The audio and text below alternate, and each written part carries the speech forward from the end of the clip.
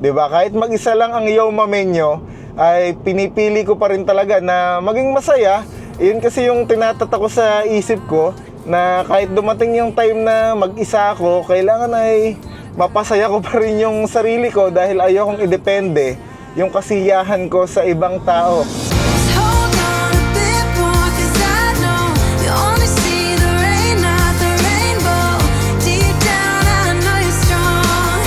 Mas maganda pala yung part na to. Si Mame naman, mabait yan na tao. Kaya subscribe kayo sa channel ko.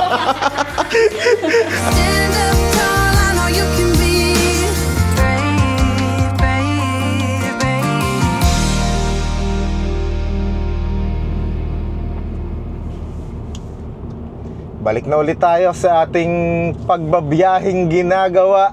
Ayan, sana ay nag-enjoy kayo dito sa mga ginagawa natin sa buhay natin at sa pagsama nyo sa akin. Sana lang ay napapasaya ko kayo kahit sa ating simpleng video lang.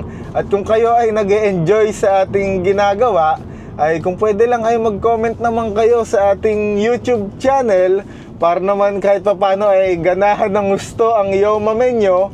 Tapos yung mga bago nga pala nating subscriber dyan or mga makakapanood nito ay ayun, click nyo lang yung subscribe button, tapos yung like dyan pagka napapanood nyo yung video natin, dahil malaking tulong yon kay Yo Mamen para dito sa ating ginagawa. At syempre bilang suporta nyo na rin sa pinakamamahal nyong Yo Mamen. At ayun na nga, ngayon ay maghahanap tayo ng ating panibagong pupuntahan. At hindi ko pa alam kung saan tayo patungo, pero bahala na ulit. Kung saan tayo mapadpad ay enjoy na lang ulit natin. Ang mahalaga lang ay nag-e-enjoy tayo, 'di ba? Kahit mag-isa lang ang Yo Mamenyo, ay pinipili ko pa rin talaga na maging masaya. Yun kasi yung tinatatak ko sa isip ko, na kahit dumating yung time na mag-isa ako, kailangan ay mapasaya ko pa rin yung sarili ko dahil ayokong idepende yung kasiyahan ko sa ibang tao. Saka alam nyo ba, yung kasiyahan ay pinipili kasi natin yan, di ba? Maraming dahilan para malungkot tayo, pero marami ding dahilan para maging masaya tayo. Nasa atin na lang yun kung ano yung pipiliin natin sa dalawa. Tulad ko, mas pinipili ko ang maging masaya, kahit na minsan ay sobrang daming pagsubok at problema na dumarating sa buhay ko.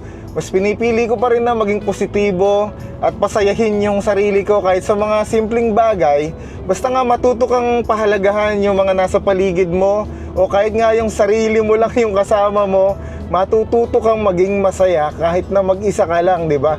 Kung pipiliin mo maging masaya, nasa sayo na yan. At kung pipiliin mong maging malungkot, sasayangin mo lang yung oras mo at araw mo araw-araw. Kaya yung desisyon na yan, nasa sa atin yan. Kung pipiliin natin maging masaya o pipiliin natin na maging malungkot.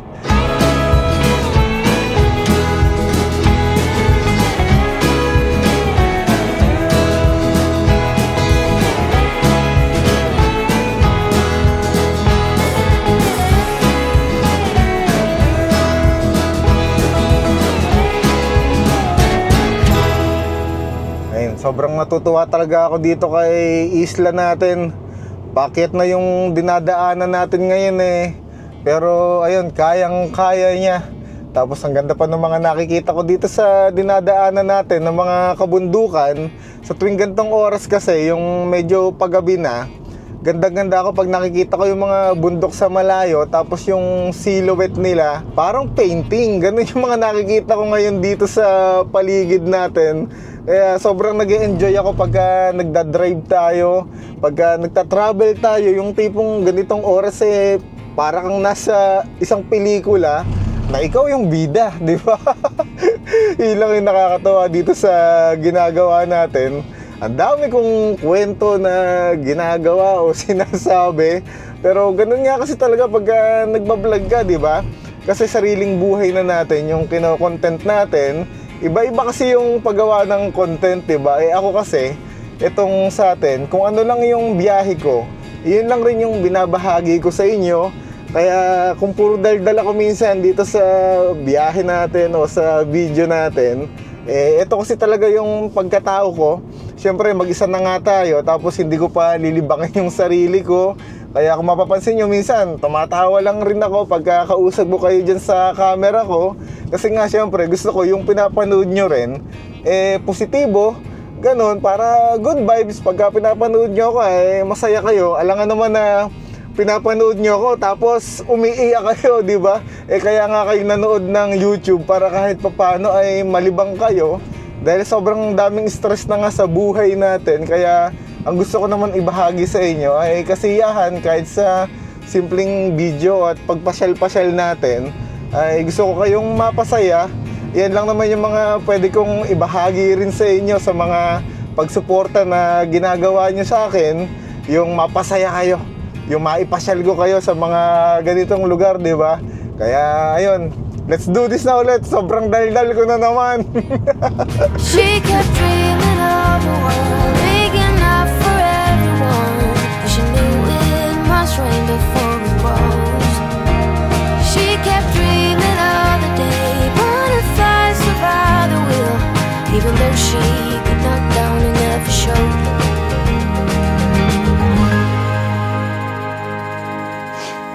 Magandang gabi sa inyong lahat.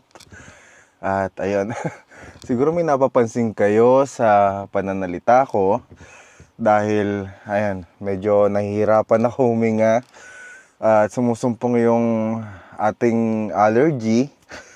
Tapos huminto nga lang pala tayo muna dito sa gilid-gilid lang, dito sa dinadaanan natin para ako ay makapagpahinga muna. Dahil ayan, nahihirapan akong huminga. Pero okay lang naman at nakainom na ako ng gamot. Ang kailangan ko na lang ay magpahinga dahil ilang araw na nga tayong nasa kalsada at nasa biyahe. Siguro sa sobrang pagod kaya biglang bagsak yung aking katawan. Pero huwag kayong mag-alala at magiging okay din ako. At safe naman tayo dito sa pinagparkan natin. At nakakain na rin nga pala ako. Hindi ko na lang na blinag yung mga ginawa ko kanina dahil gusto ko munang maghiga-higa at magpahinga. At ayun, pipilitin kong gumaling ngayong gabi at para bukas ay maigala ko na ulit kayo. Ayun, magpapahinga na muna ang Yoma Menyo. At susubukan ko makabawi sa inyo bukas. Ayun, kita-kits tayo.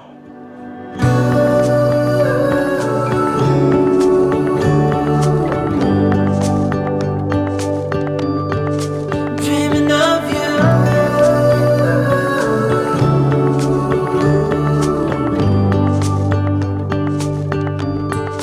Dreaming of you.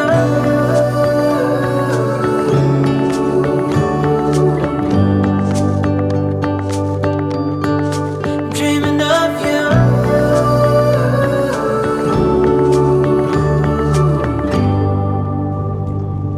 8 minutes na nga lang pala ay makakarating na tayo doon sa ating unang spot na pupuntahan. At nandito na nga pala tayo ngayon sa Pantabangan. Ngayon ko lang mapapasok ng bahagya yung lugar na to dahil nung mga nakaraan nga ay nadadaat-daanan lang natin ang lugar ng Pantabangan. Tapos ngayon lang rin tayo nagkaroon ng pagkakataon para bisitahin ang lugar na to. At ayun, check natin kung ano ba yung mga pwede nating i-explore dito o balikan sa mga susunod na panahon. Dahil ngayon ay bibisitahin lang muna natin to para magtingin-tingin tayo ng mga magiging spot natin pagbalik natin dito sa Pantabangan.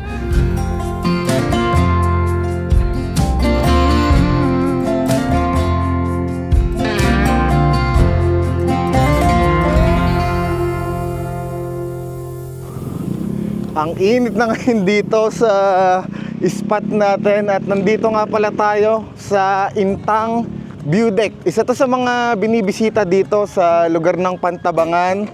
Dahil ayun, kung makikita nyo naman kung gaano kaganda sa spot na to, ay ayos na ayos dito pagka kayo ay mag-chill-chill kasama yung family nyo. Or kung gusto nyong tumambay, ay pwede dito. Tapos ayun, sobrang lawak ng space dito. At natanong ko kanina dun sa mga nagbabantay dito, ang sabi nila ay pwede naman daw na mag-overnight dito, saka safe naman dito sa lugar na to. Ayan, may malawak na space dito na sa susunod ay babalikan natin to, oras na makabalik tayo dito sa lugar ng Pantabangan.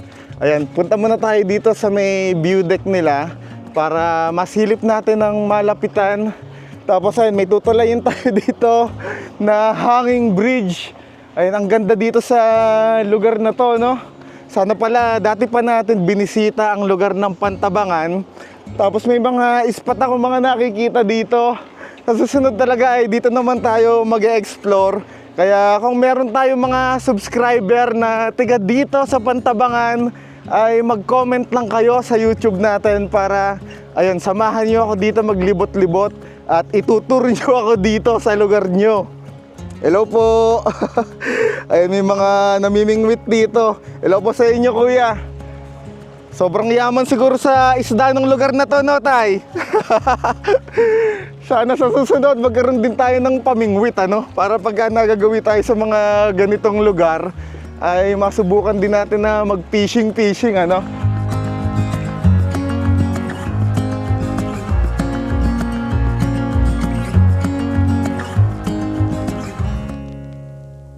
Sarap tumambay dito. Nakaka-relax yung view. Hello po ate, mga taga-saan po kayo? Talavera po. Ah, Talavera po. Hello sa inyo. Shoutout po sa inyo. Ayun, may mga kasama tayo dito. Hello din po sa inyo. Ayun, hindi tayo nag-iisa dito at meron tayong mga kasama dito na mga nagre-relax din.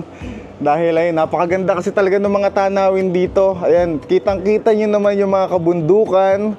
Tapos itong Pantabangan Dam. Ayan, sa tingin ko sobrang lalim nung Pantabangan Dam na to, no? Hindi ko alam kung pwedeng maligo dyan, pero kung pwede man maligo dyan, ay hindi ko naman nasusubukan. Ang mahalaga lang ay nakikita natin siya kung gaano siya kaganda ngayon. Tapos ayun, busog na naman yung mata natin kahit na nakatambay lang tayo dito at nakatingin sa magandang kalikasan. Ayun natin, nakatama na yung YouTube ko. Ayan, thank you ate ha. And, yes po, ako po yan. Bali yung mga video ko po ay nasa YouTube po. Ayun, mga bago nating kamamen dito. Ayun, shoutout po ulit sa inyo. Ito ulit si ate, ayan. Sa pilitan na to na magsusubscribe sila sa atin. Hello ate, nato na ba? O, ayan po, pa-follow na lang po ako. Maraming salamat po sa inyo. Ano pangalan mo ate? Rika May po. Rika May, si kuya? Erwin. O, si baby boy? Shobe, ayan, shout out sa mga bago nating kamamen. Time changes everything, and everything will change in time. Love changes every heart, and any heart can change you. Looking for my mother's eyes as I'm staying close to the mirror. Akit na tayo dito sa view deck nila. And kahit mainit ay silipin natin ng medyo mabilis para mas maganda yung tanaw natin dito mula sa taas. At ayan, may mga kasama tayo dito. Hello po sa inyo. Mga taga-saan po kayo? San Jose po. Ayan. Jan and Jeff po. Ayan, shoutout po sa inyong lahat. Ayan, sana po itulungan nyo ako at mag-subscribe kayo sa channel ko.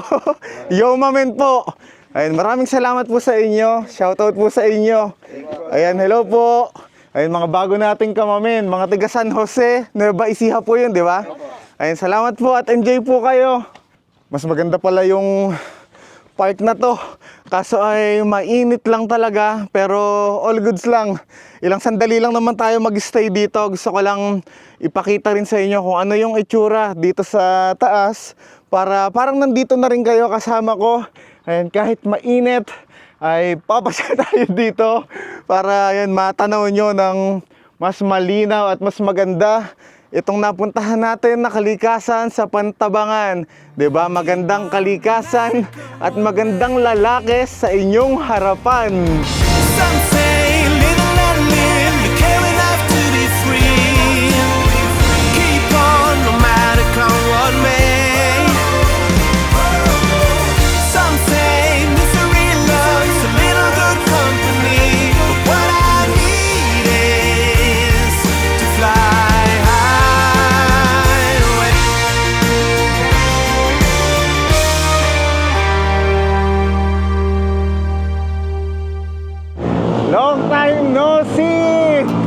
Kilala niyo ba kung sino to kasama natin ngayon? Ayan si Nina ng Bonnie RB. At ayun, long time no see. Content yun ano. Medyo matagal-tagal. At sa kanya nga pala tayo nagtanong kung saan matatagpuan itong LS Auto Works dahil nga hindi naman talaga ako maalam dito sa Manila. Tapos sakto naman ay dito nagpapagawa ng sasakyan niya si Nina. Itong si Bolt ay dito sa Neta pa, no? Nakita mo na. Oo, nakita ko na ngayon. Ito yung papalagyan ko ng side awning saka bracket. Oo, kasi si Storm noon, sa totoo lang ay medyo hirap. 'Di ba nakita mo naman dati si Storm nung nagbabiyahe tayo? Ano masasabi mo noon? Maaldan. Maingay. Grabe ka. Ayun, magpapagawa ka ba dito? Ha? Papagawa ka din? Papausap mo yung RTT. Oo, sige. Buti na lang ay nabisita mo ako dito. At ayun, tingnan mo naman yung bagong magagamit ngayon. Hindi pa rin naman 4x2. Alam mo, kahit hindi 4x4 yan, 4x4 naman ako mag-isip. Saka okay na marami na kayong 4x4 eh. Hayaan mo nang itawid ko yung vlog ko nang hindi ako naka 4x4, di ba no? Doon mo makikita ang isang magaling na content creator.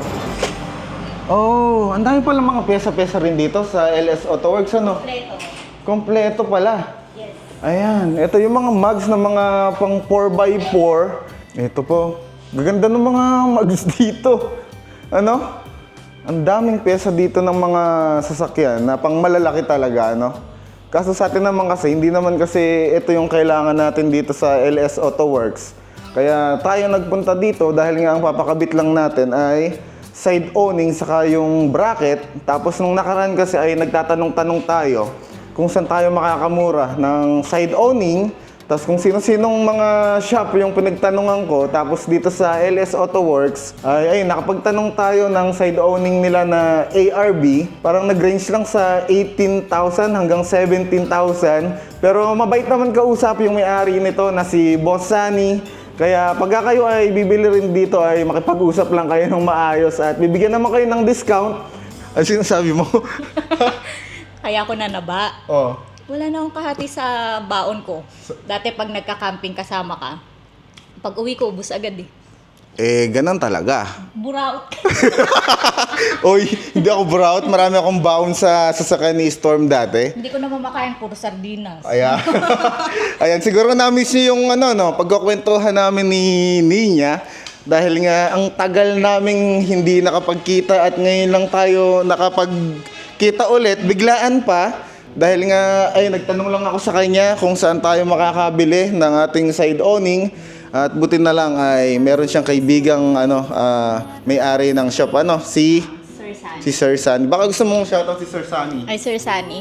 Yung mugs ko po, kailan kaya? Sir Sunny, may dinudulog sa itong si Nina no? Sir Sunny, nakakailang balik na ako dito. Yung mugs ko po, wala pa.